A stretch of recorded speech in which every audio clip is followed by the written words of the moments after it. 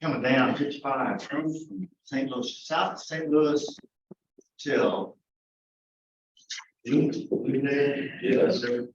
and a half, whatever it was. There was a continuous caravan of troopers, probably 10, 12 of them, a lot. They weren't advancing, they were just moving. I'd never seen. That's weird. Yeah, it was kind of, but it was, I thought also, and brother-in-law was the sheriff of a home, I was gonna ask him, what, not that you know, but what's the tactic there? Because they were definitely slowing traffic down, because there were times it was that blinding rain where, I mean, it's spooked, where there's freaking cars everywhere and you can't see and people are hitting their light. I don't know what it was, but it was sure slowing up because there was one vehicle that wouldn't pass. And so we're all just, and it's okay, we're going the speed limit, but. And then there'd be people zipping on down the right-hand lane. Yeah. Thinking that, and also they hit the lights, I'm not going anywhere. Then they're cutting in, trying to get over here. Yeah. So it just creates. Well, yeah, that's interesting. Yeah. I don't mind, I also, I say, and I used to drive quite good, but I want to be able to see what I'm going to hit. Yeah, you don't want to see them flying. The blinding stuff. Oh, that's terrible. I don't like driving. No. The tires. Yeah. Can't have enough coffee. Storms keep you up? Yep. Yeah. They won't call my kids up. Yeah, I have in the basement. Smart.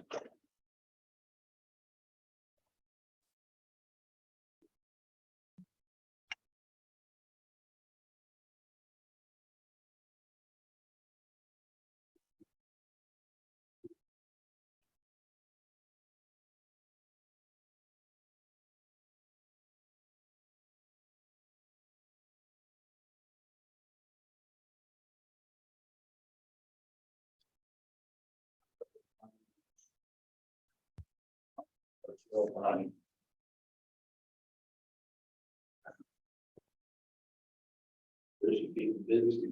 Oh, yeah. Okay. No, you know what? It's not a problem. Any time of year anymore. I sure do miss construction when I had that lull. It changes with the feel for the other side, that's for sure. Oh, Yeah. yeah, that was wrong. How about you? I can get mine. Nobody breathing short. Come on. Keep rolling. You guys go out right up to that stop that business this year? Well, I've got to be like, that's how change your mode out. They're trying to get it done. Well, yeah, well, possibly. Trying to get it. And also, sorry.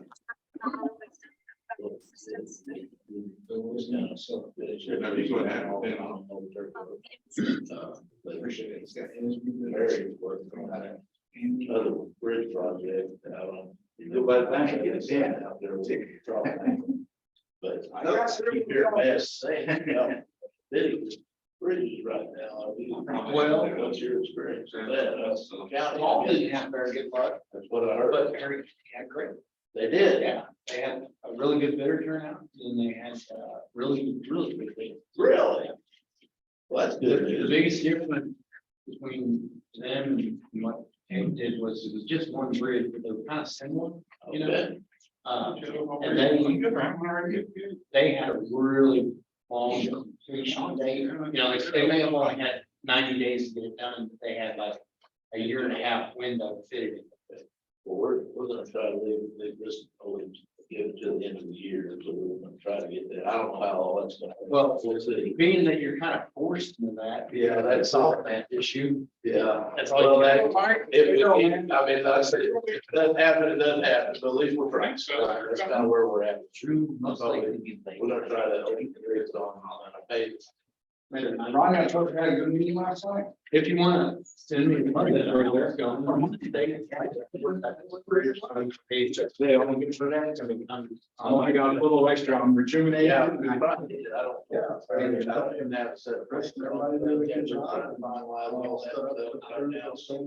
It says we get. VFW. Board's gonna approve everything. Yes. Yeah, they're, they seem pretty busy. Really good. Yeah. Yeah, they're really, so you might keep on. Yeah, they're, I mean, I talked to Barry this morning, actually. Anyway, I should be getting.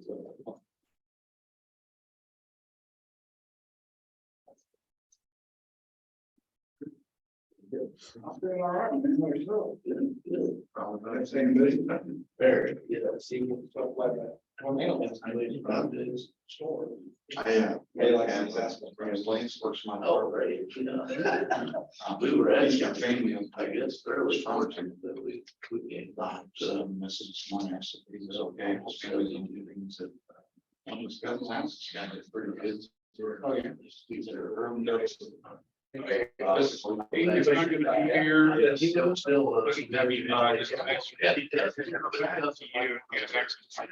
And that actually.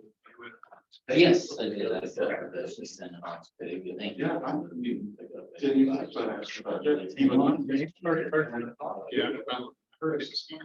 I, yeah, because that I would get a little nervous. Yeah, you turn off. But, I think. Turn off 51 on ramp 16. But, Yeah, it's like- but, And I would grind those off, it's massive sense. And, so, That's fair. And then parts of her product, yeah, that's on 2024 now. I think it's pretty. Error prices. The owner of Delaware Groceries.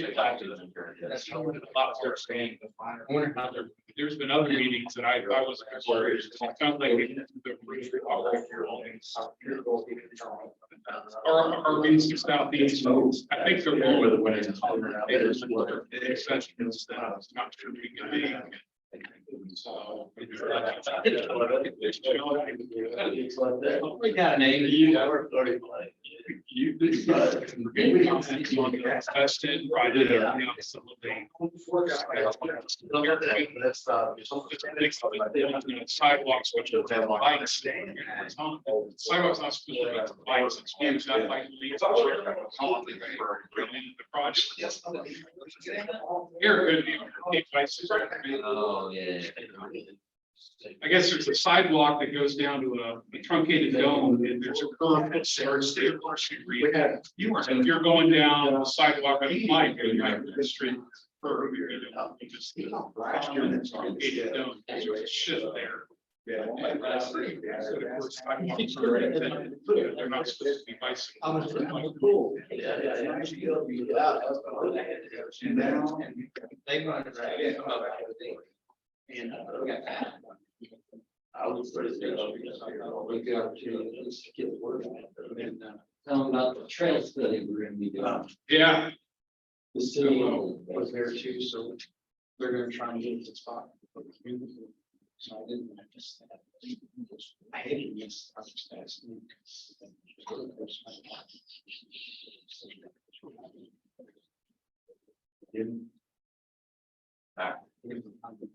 We don't have a forum, but I think we can go ahead and get started. Drew said that he may be late today, and Kelly at Sheriff's is an all-day training, so. I'll take the honors and leading us off here. Introductions, Alex McElroy, SEMPO staff. Rodney Muller, City of Jackson. Michael Brandon, MoDOT. Mark Phillips, State Special.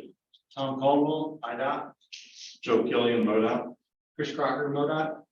Ryan Strump, City, Cape Girardeau.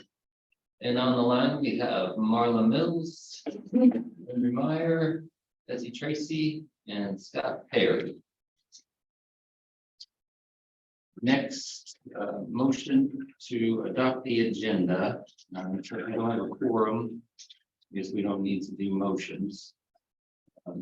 You do have as a handout, and these aren't meeting minutes, they're just meeting notes. So no formal actions taken, but those are the notes from our last meeting that also didn't have a quorum. Communications from the chair, I'll reserve mine for staff update.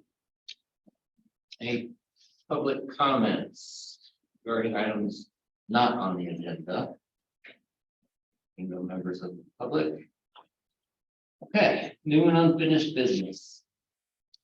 MoDOT unfunded needs list. So Mike had contacted me last week about exit 93. As you may remember, we had put improvements for exit 93 at the tier 1 in our unfunded needs list. And at that time, we had said bridge replacement, but we were also looking at a reconfiguration of the interchange, which through 3 conceptual designs, put fiscal reality kind of in the forefront as far as the estimates between $5 million and $30 million. That was kicked around by the SEMPO board and local elected officials. And currently, it doesn't seem like it has the support for the full complete redesign at this time. We're getting the vibe from folks that really were looking at bridge replacements, and or MoDOT had shared, it looks like they might be able to do some rehabilitation on the bridge and extend the life of it as well. So they're looking into those cost options. But Mike, I don't know if you want to start to take over. That does leave us in a position where we need to kind of reevaluate our tiers. Yeah, we're looking at, it looks like there's a reasonable option, a cost-effective option to rehab the bridge and get another, we're not sure yet, 10 years or give or take or more of life on that. So in doing that, that kind of, kicks the replacement can down the road. Plus it gives, the locals and everybody more time to try to figure out what we want to do in terms of shoring up funds, participating and all that. So it really becomes more of a tier 2 type project, or even tier 3, but certainly tier 2, certainly not tier 1. So we're kind of what I have looked at doing so far, I was going to run by you guys, is putting this one down to tier 2, and the ones that are tier 2 bring up to tier 1. That being said, with the way we distribute the money amongst the regions within the district for the unfunded need list, the MPO was already significantly over on tier 1, and we used some funds from Boot Hill and SEMPO. But it was still kind of extreme in how much they're over, and making this switch really kind of it's about the same dollar value, So with the way we're having to increase some costs because of estimates, we may need to investigate ways. I don't know that we need to do it yet, but we probably need to figure out what we would do if we needed to trim some costs down. Particularly with tier 3 and tier 1 for the MPO. Tier 3 is a 6 lane and a 55 from exit 96 to 99, but tier 1, we would need to figure out how we would want to trim that out. And I don't know if that would basically, with the new tier 1, which would be the Route 25 and the Route 61. I don't know, maybe we look at shortening the 25 job or what, but if it comes down to, and we're asked to trim our list down dollar-wise, those would probably be 2 of the projects we have to look at for our district.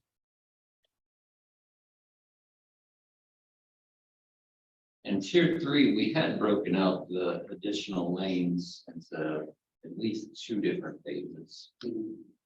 Still a very high dollar amount. Right. It's kind of really, I think that what's that go from 96 to 99 or?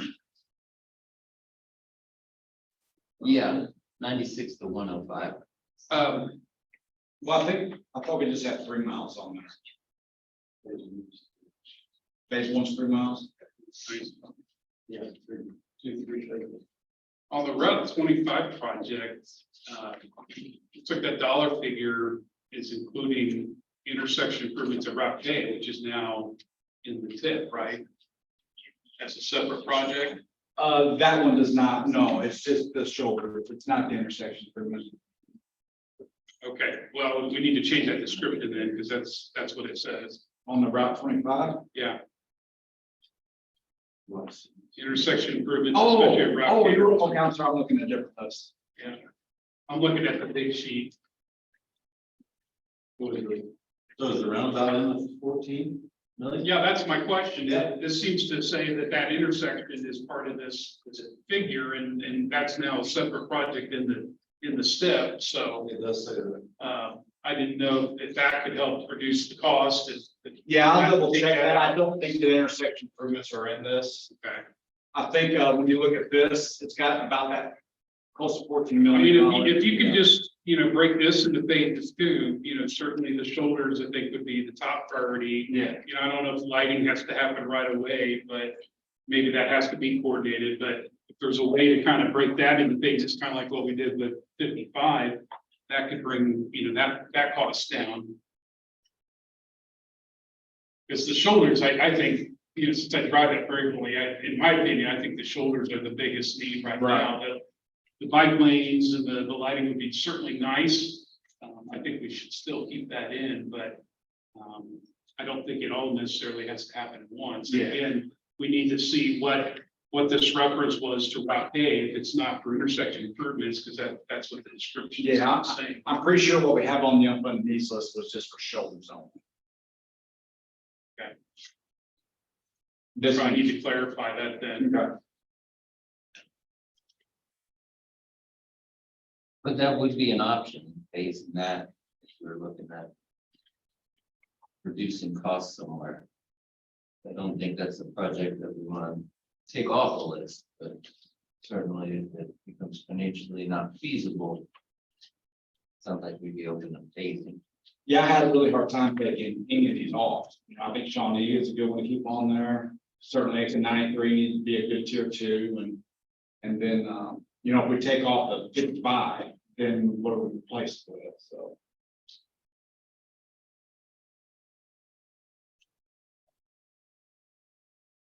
Is there anything specific you need from us right now? Is kind of our tentative acceptance with switching tier 1 and tier 2 for those projects? Yeah. And then, open the phasing as we get into the more refined costs. Yeah, as we need to refine the costs, kind of what we want to do with that. So we'll take your guys' advice into consideration on that, and then yes, the kind of flip flop on the tier 2 and 1.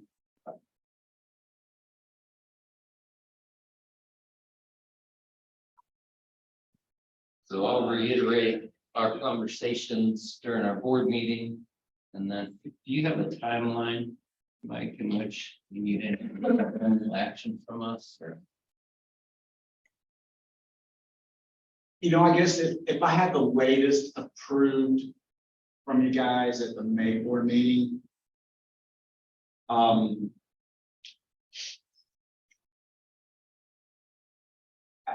I guess it'd be nice if we could get an approved one at the April meeting, so when I combine it all with the rest of the districts and I make sure everything's okay.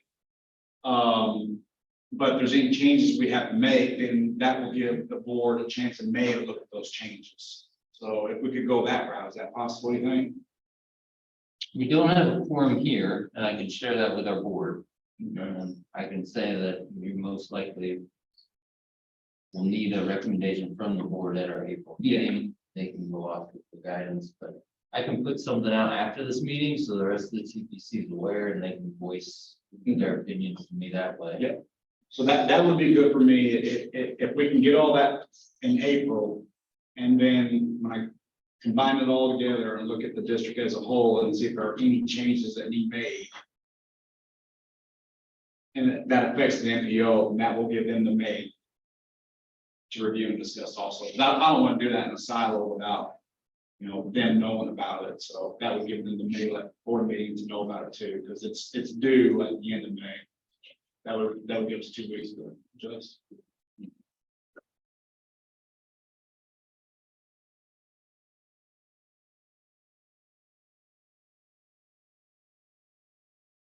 So you do want board approval on April. If we can.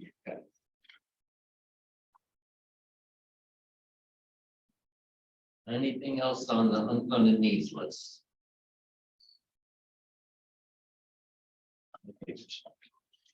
Okay, seeing nothing else, we'll go to our next item, our draft public transit human services transportation coordination plan. I was able to email out a draft. It is 72 pages long, so I didn't completely monopolize our printer and print a bunch of copies. I do have a printed version if someone wants to take a look at it. But I gave it to you prior to the meeting so you could have an opportunity to take a look at it. Submitting comments via PDF is probably easier than if you print it out, handwrite it, and then scan it and send it to us. So please issue any comments through the PDF, and you can give them to either myself or Marla as part of the KLG team that we've partnered with to develop the plan. I think as you begin to read through it, you'll be impressed by the amount of public input we were able to garner. Yeah, I thought it was great. I think the goals and strategies are really good too, but yeah, they did a very good job documenting all the efforts to get input from the public. Yeah, I think it's a good document. Awesome. So we have partnered with the United Way of Southeast Missouri in their Transportation Coalition Committee that they have formed. And as part of the public outreach on October 7th, they have partnered with Project Hope and attending their community meeting at the Osage Center from 10 a.m. to 3 p.m. During that meeting, they were able to interview 39 individuals about their experiences with public transit. Also on October 22nd, we hosted a community discussion event at the Shawnee Sports Park Complex, where 54 citizens attended. It was actually standing room only for a while. We hunted down additional chairs. We had 7 facilitators, and we also had local elected officials present during the meeting. Then on December 8th, we had issued a print and web-based survey where we had received 267 responses. 216 were online, 17 were by print. Those are included in the plan and the appendix. And then on March 8th, the KLG team via Marla attended the Jackson Ministerial Alliance meeting where we had done outreach with local pastors in the community. I believe that they had treated you to wings, etc. Is that correct, Marla? Yes, I was able to have lunch with the Jackson Ministerial Alliance. It was great. Awesome. Okay, as far as a timeline for adoption, right now I'm looking at us releasing it for public comment. I would have preferred to have a quorum, but I don't need official action from the planning committee to release it for public comment. So as long as folks are okay with me going Yeah, forward I think with it's that. in the form of. Okay. After this meeting, I'll release it for public comment. I'll ask our board on May 17th to then set a public hearing for June 21st. At our June 7th meeting, I'll ask the TPC to do a final review, make sure all the comments are incorporated, and then make a recommendation to the board for approval. And then June 21st, we'll hold our public hearing and the board will consider a motion to approve. Marla, did you have anything else to add to it or amend on the timeline I'm proposing? No, I think that sounds very doable and what we had in mind as well. And we'll be happy to answer any questions on the plan once it's reviewed. And as Alex said, appreciate any input that anyone has on it. Awesome, thank you.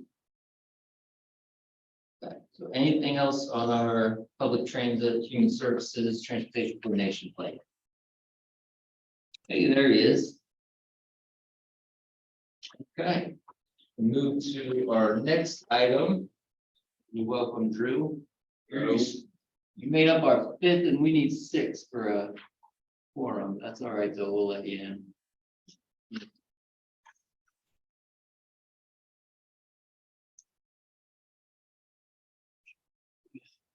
All right, hey, perfect timing. Our JAP 2024-2027 Transportation Improvement Program. So this one was 100 pages, so I didn't print out 15 copies of this one either. But you should have an electronic version. If you didn't get it, just let me know. A lot of projects in there. So there'll be a lot to review. I haven't had a chance to read through it yet, but I have read earlier versions and already issued comments on it. According to our public participation plan, adoption of it will require 25 days of public comment period. And then you do a website posting, press release, newspaper advertisement for a public hearing, and then posting a public hearing. Drew, I'm going to spitball here with the timeline, and you can let me know if you have any changes to it. Right now, for May 3rd, we'll have our TPC review and release the draft for public comment. On May 17th, we'll have our board take a look at it, review it, and issue any comments that they have.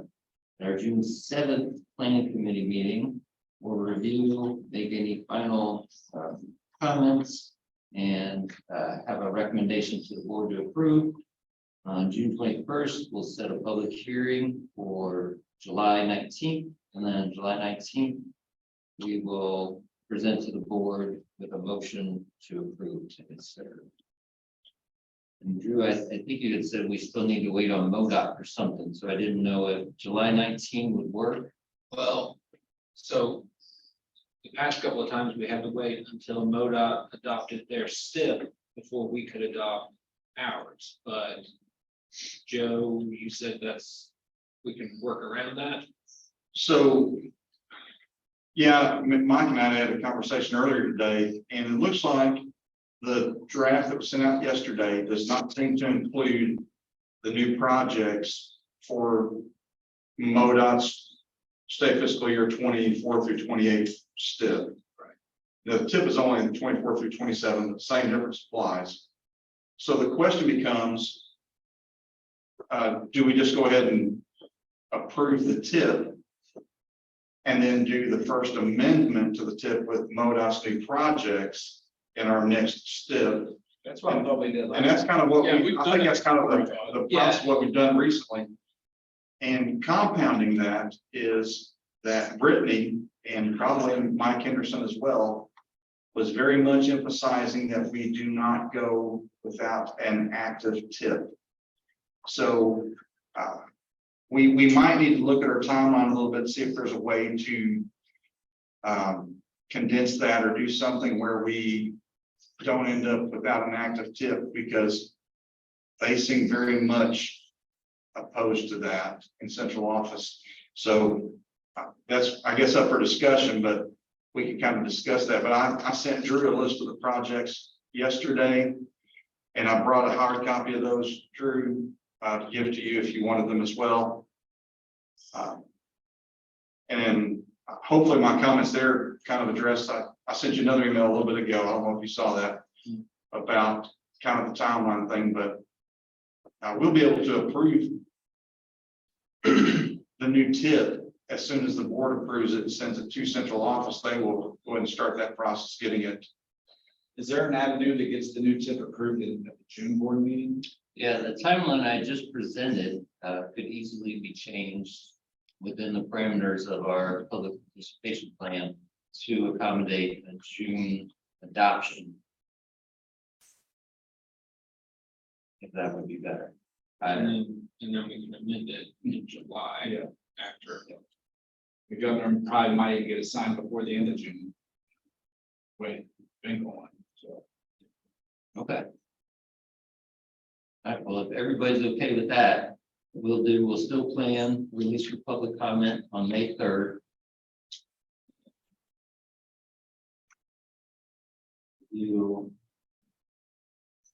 Our board will set the public hearing on their May 17 meeting then for June. and we'll host it.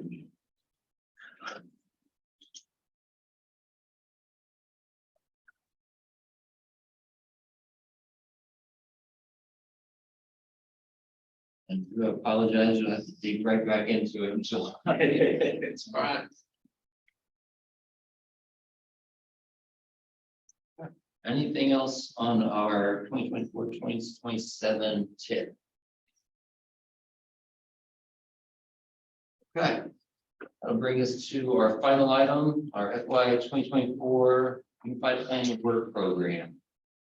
We have a motion to release for public comment and recommend for conditional approval. So nothing's changed since the board had taken a look at it last. I do still have our, what's now a 2-pager because the sentence spilled over. Description of the projects that we had selected.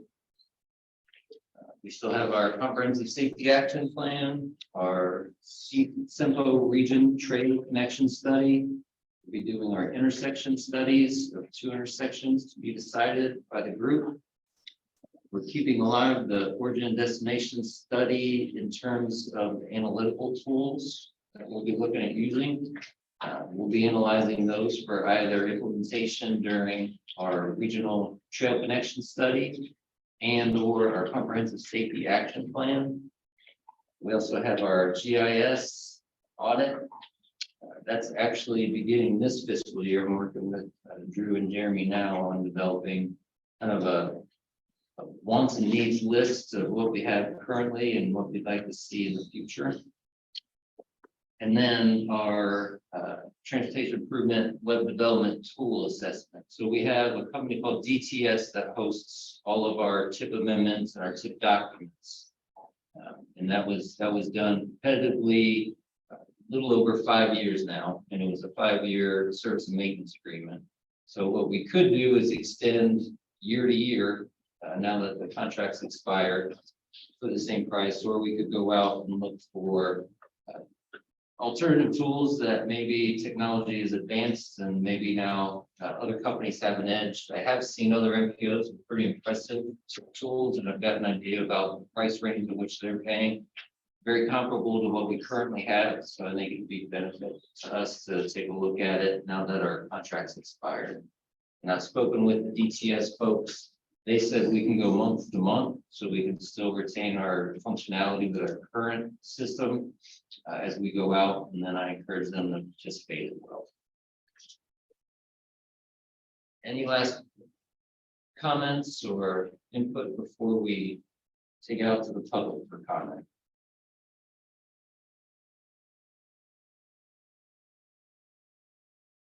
Okay. Again, we won't need a formal vote. I'll just release it for public comment. But I'll make sure the rest of the members know it's out there for comments as well. That's everything I had on the agenda. Now for member reports. And Amy's not here, but she did email me her list, which is pretty big.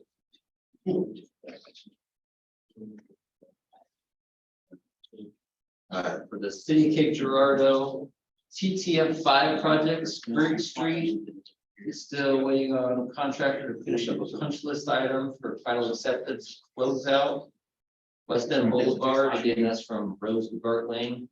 They're working on storm sewer and concrete paving. Main Street from Roberts and Cape Rock, they're finalizing contract documents to bid this spring. Independence Street, that's from North Broadway to Carruthers. They're now anticipating a letting to be pushed to 2024. They're still working on right-of-way acquisitions and negotiations. For TTF 6 projects, College Street is complete. Maria Louise Lane, Kiwanis Drive, Broadview Street intersection improvements. Again, it's not specifically tied to our TAP projects, but it's in the exact same vicinity and addressing other issues with the layout of that part. CFS is incorporating final sidewalk design from BFW, our consultant. Spring Street project, we're doing in-house design right now. with anticipated 2024 lighting schedule. We also have our Lexington project surveying is complete, in-house design has begun for expedited 2023 construction schedule. It'd be nice when we get to work on that, get a lot of calls about Lexington. Maintenance, our concrete street repair program, we completed with the exception of punch list items. Skip a few, there's quite a bit here. On our TAP projects, we had a bid opening scheduled for April 23rd for the Kings Highway crosswalk TAP project. And our cost share for right in, right out on Shawnee Parkway / Route 74 Minnesota Avenue. Right of way is required, will be accepted by ordinance on April 17th by Georgia City Council. We're looking at a spring, summer letting anticipated. So coming up pretty soon for that one. And then phase 1 and 2 of Cape Broad Drive, that was sidewalks from Kings Highway to Perryville Road. Agreements have been approved by council. Agreements for preliminary engineering are sent to MoDOT for approval. We've received approval for 15. Down for that.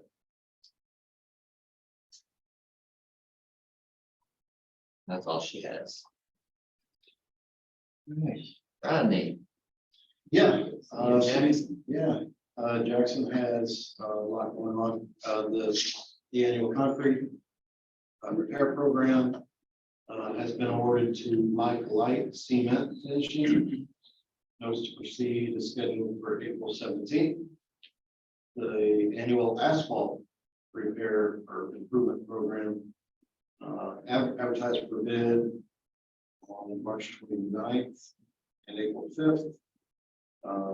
We'll have a date on the opening, but it should be the second week of April, next week. West Mary Street Bridge project construction ongoing, puts construction on that. Just waiting for, it says here, the asphalt plants to get open, which will allow the final work to be completed on the bridge. I think they anticipate opening that sometime later this month. Deerwood roundabout design ongoing with Lockmuller. East Main Street sidewalk connection. That is a TAP.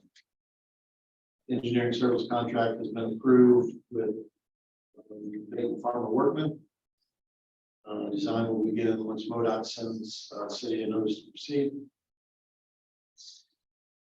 TEAS program, Main Street pedestrian safety corridor study.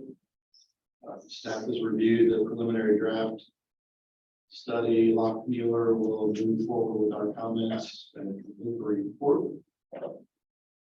Humble Creek Recreation Trail Phase 3. That's along the creek between the Jackson High School and the Jackson Soccer Park.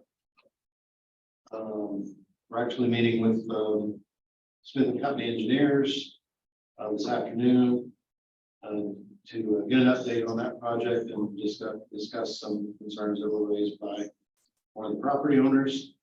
So that design is ongoing.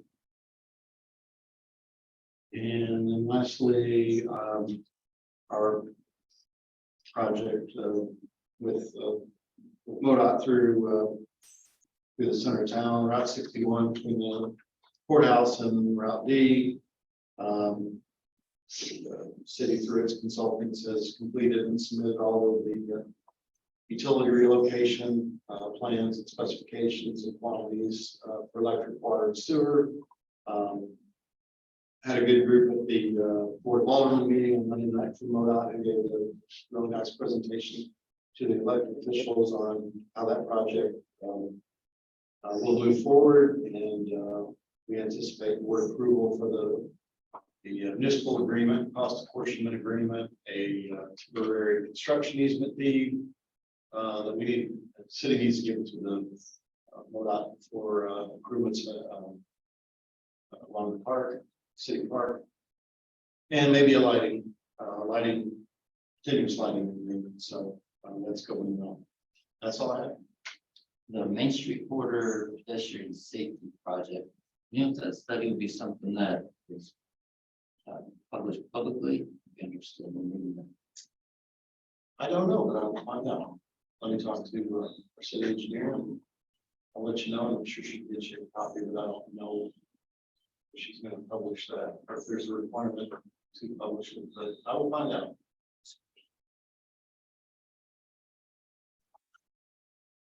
Right. Scott City. County. Mark. Special road. Yes, sort of kind of similar. We're finishing up old projects and starting new as well, similar to what Rodney was saying. We've got a bridge project out on the Hopper Road or County Road 314, just on the west edge of town. Penzel Construction's got it. We were out there yesterday. We did pave over the new bridge in place yesterday. It had a fabric seal on top of the deck that we covered with asphalt. We were gonna try to pave the road, but as you all know, we've been pretty wet this spring, so that didn't work out. Had to dig out a few soft spots in the subgrade. Anyhow, we're progressing and hope to have it open in the very near future as well, as soon as we get that dried out, paved over, and all that is pretty much rest down the dirt work and seasonal. So we're getting close there.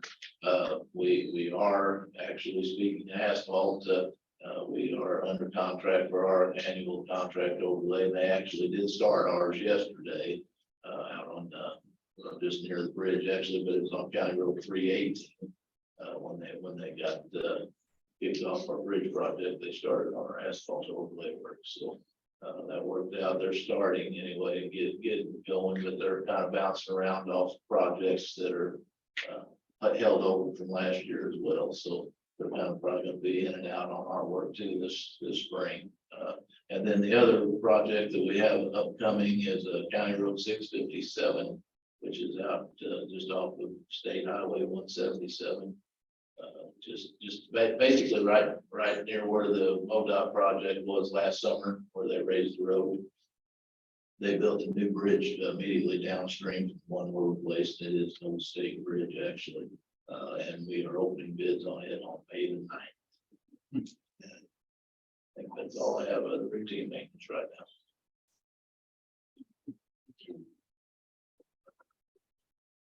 now. CTA, University. And Drew, RPC. Tip, it's the big item. I do have a amendment for the current tip that I need to try to get worked in. One thing that if we do go out for new tip software, one of the things I would like to look at is some kind of a capability to almost run multiple tips parallel, because it's going to it messes with things when we have one draft tip and then we got to go back and then the current one really screw up what's going on in the draft version. So I got to figure out how to get that worked in for Kelly.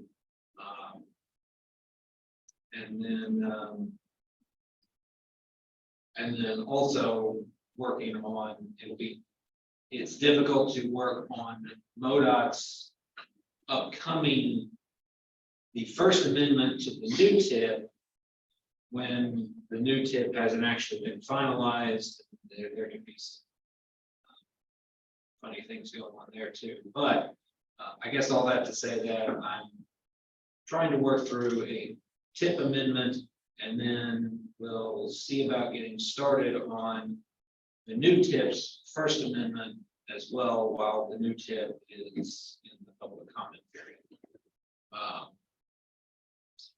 We've got our next TAC meeting will be this month. Whatever the 25th, fourth Tuesday.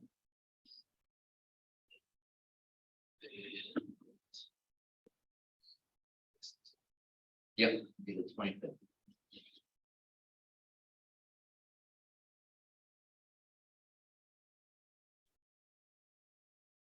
Yeah, with the tip development, probably easier if all those projects and numbers were static and you didn't have to keep moving them around. Yeah, and just. It can be done with the current system, it just gets a little. It makes me nervous about going in and making changes before something has actually been finalized, because then you're trying to roll back and look at what happened before. It gets confusing. And maybe that's just not an option for anybody, but it's definitely something I'd like to. Oh, yeah. Well, we can't be the only MPO dealing with that. Hopefully they've developed those features. Anything else?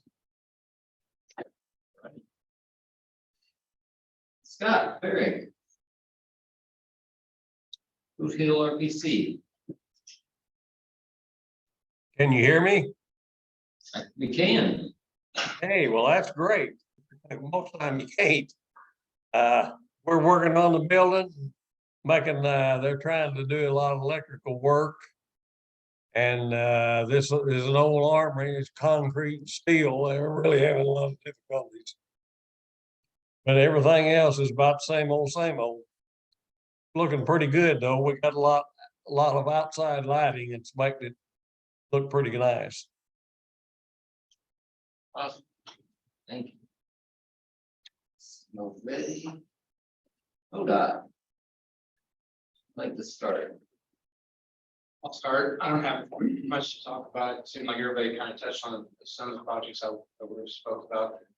The TAP project, we are about to wrap that one up. The only thing we're waiting on right now for that Launch Drive project is the work by local forces that was submitted by the city.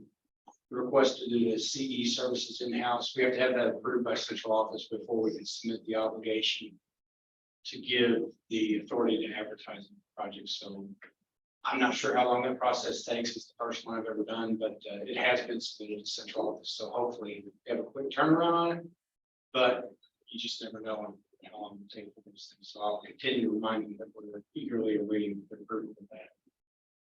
Rodney already touched on the 61 project. You know, I talked about exit 93. The only other thing that I think is significant is the K and 25, the roundabout there that had been pushed back to the letting to October. Is that correct? Sounds familiar. I have to double check, but yeah, it was pushed back. It's the different fiscal year. So we'll see construction on that until we might go to the next construction season. If you were at the planning partners meeting, they did mention that we will be having a TAP call for projects this year. Look, see, I think they said a 2-year TAP call sometime mid to late summer, sounding like. I'm a little bit nervous about that because the last call for projects we had, we received, I think it was 18 applications. We awarded 18 applications and still had a little bit of money left over. So we pretty well wiped the slate clean of projects that have been out there for a while, trying to get funding. So I'm promoting this one as if it is going to happen this summer, to be ready for it, especially if it's on the MoDOT system. If it's on a state route, try to start having those conversations with me now about getting a letter of support for the project if you are thinking about doing some sort of sidewalk or trail project on our right, because those can be pretty involved as far as getting all of our staff to review it, the green light thumbs up. So just be aware of that.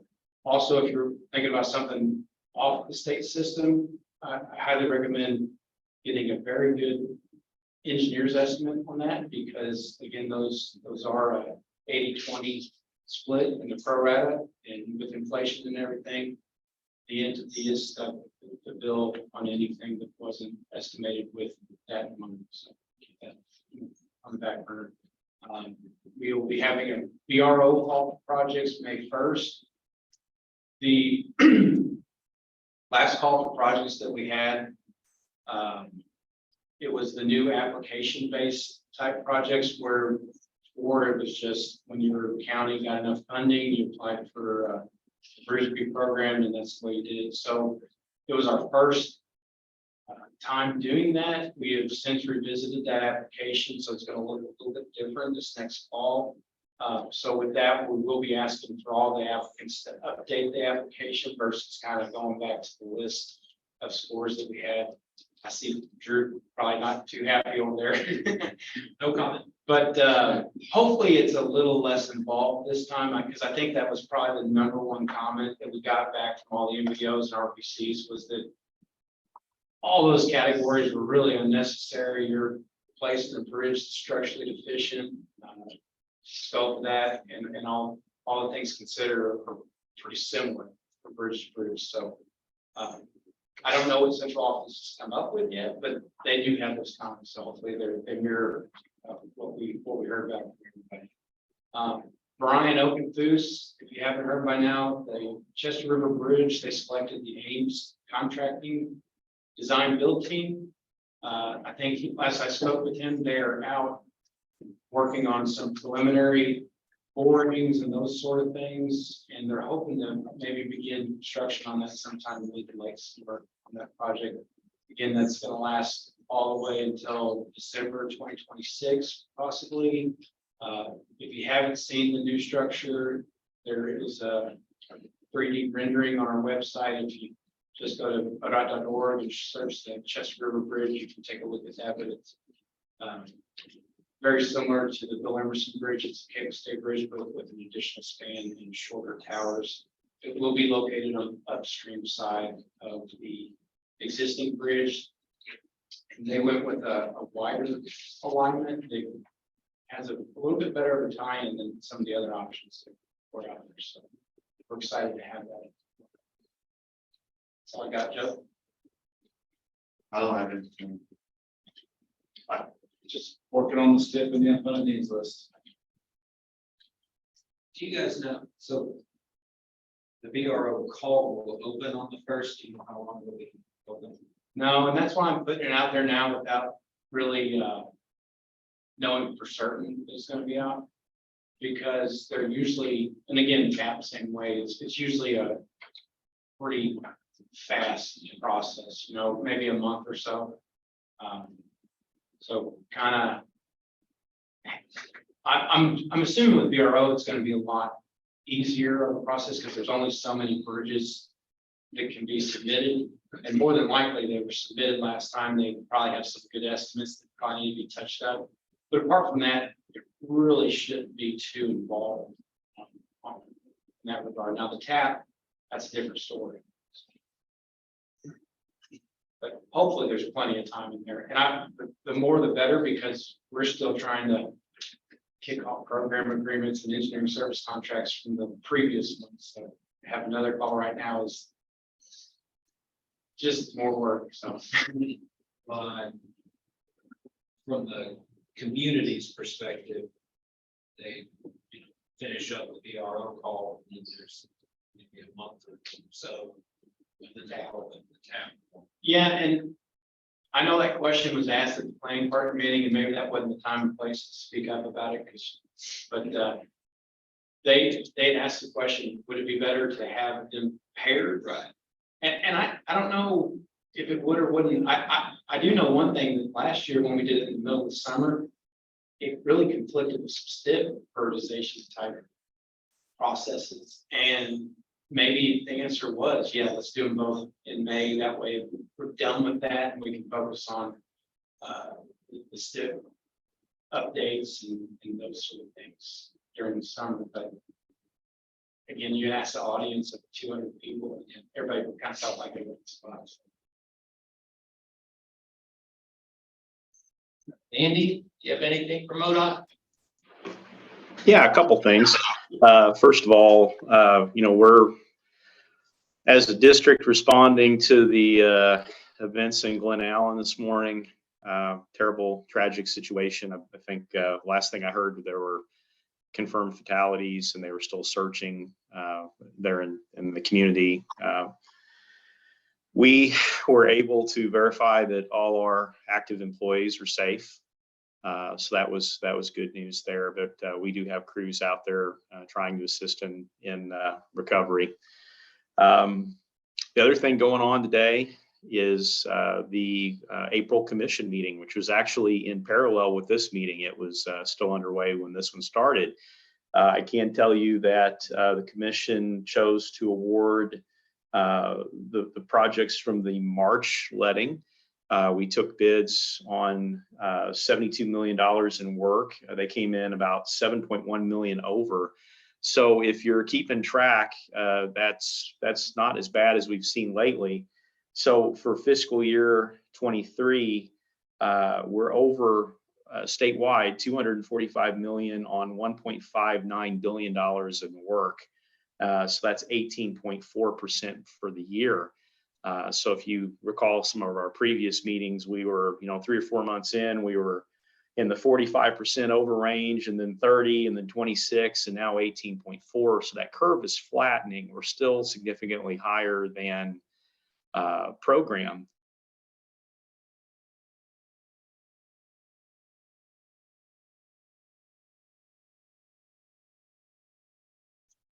Andy, you cut out a little bit. Or in the bids we're receiving and the strategies we're employing.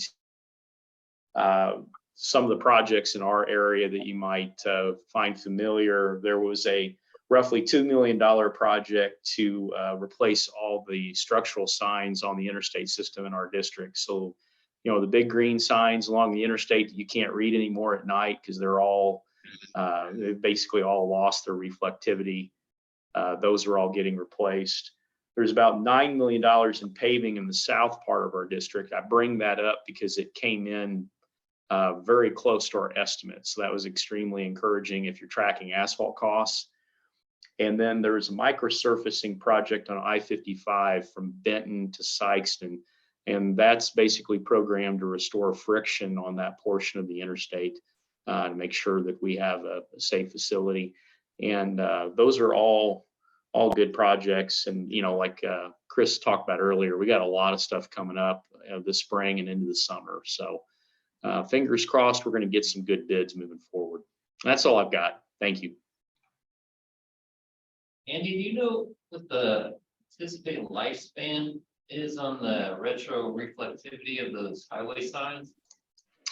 Yeah, so many of the signs that are out there now on the interstate were put up in the 2007, 8, 9 range. So we anticipate getting 10 to 15 years out of those signs, and they are effectively at the end of their lifespan. That's not unusual. And again, if you drive 55 between Cape and Scott City at night, in particular down there around 74 interchange, there's a few of those, they're illegible after dark. So it's time, and it's a good investment for us. The exception to everything I just said is the emergency reference marker signs. Those are a different type of sheeting, and we hope to still get a few years out of those before we have to do something. Thank you. Okay. LIDOT. Have you had much of any communication with you, Ryan, through AMPO? Mhm. Yeah. You folks are not members, are you? Yes, we are. You are. SEMPO is. Well, we have been reimbursing those NPOs ourselves, so that's something that as you have your renewal or whatever. Submitted for reimbursement. Are you active? Yeah, Yeah, it was Well, about a year and a half ago. Not many of the MPOs over there are, but there's things, we're, just as you were discussing the various programs that Drew was mentioning, I'm a big believer in this, the experience of those of others to associations, say national associations, such as that. Somebody out there has a product that you're looking for, but just communicating with them and getting it is what's challenging. And so it's something we're trying to reinvigorate, I guess, the various NPOs involvement with. And I'm also just trying, do you have is there a regional chapter, so to speak, or a state chapter, a breakdown from AMPO? No, I know organizations like municipal leagues and the International City County Managed Association, they do have kind of state and regional branches, but not with AMPO, it's just national.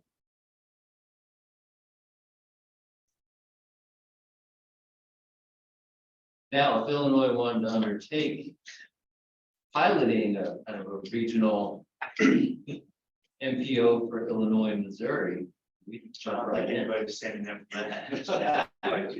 You'd be disappointed, because I was thinking if there were to even maybe combine some states to have someone to take the endeavor. Yeah, Champaign, actually, Urbana, they're a regional planning commission. Formerly, their executive director was he was the executive director of AMPO, the national AMPO. yeah. So they were interested and involved in some, but the others, and I'm not sure as far as, I don't know about CMAC in Chicago.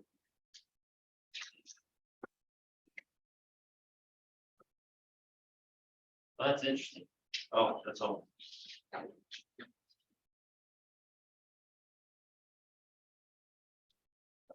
Federal Highway. You have Betsy?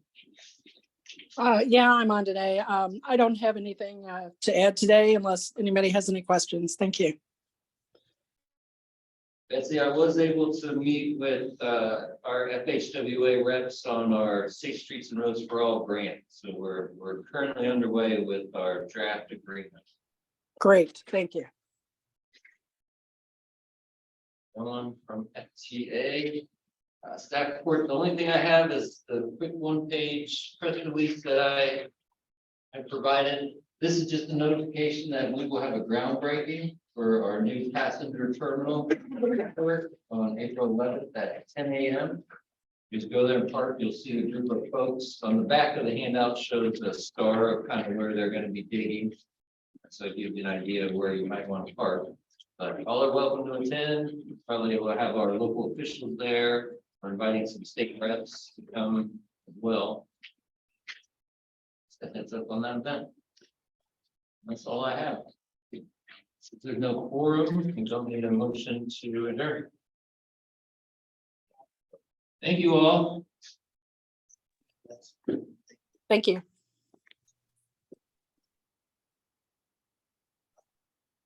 Marlo, were you able to get most of it or? Energy. I did pass on Amy's notes for the city of Cape Girardeau upgrade. Well, which. Yes, Alex, I think I got most of it and I think I can get the rest from the recording. It'll be good. Okay. Okay, do you need anything else from me? That's it for now. All right, thanks, guys. Thanks, Marlo. Well,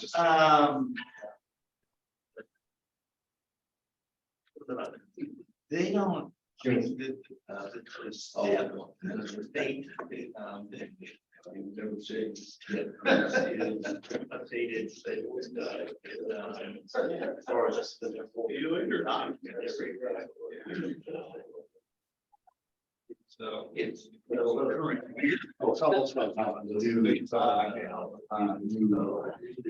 Year.